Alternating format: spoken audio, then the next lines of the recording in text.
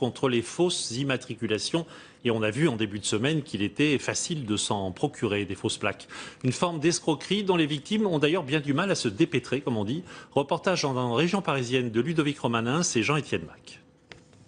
Les ennuis ont commencé il y a 1 an et demi lorsqu'il reçoit cet avis de contravention.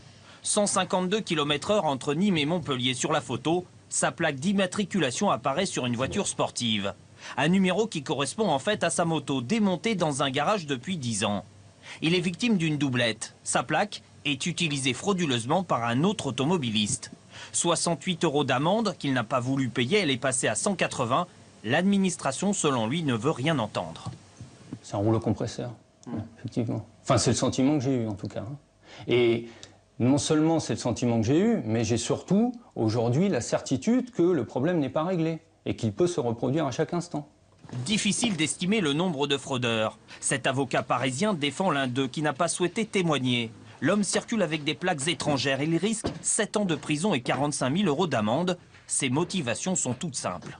Les gens ne veulent pas forcément rouler vite, ils veulent rouler sans perdre de points et en se disant si je commets une erreur, je ne serai pas flashé et en tout cas moi, je ne perdrai pas mon permis de conduire. Afin de faciliter les recours des victimes, le défenseur des droits remet aujourd'hui un rapport au gouvernement. Les délais de paiement doivent être allongés, 15 jours au lieu de 3. Les formulaires de réclamation doivent être simplifiés, les ventes de plaques doivent être mieux réglementées.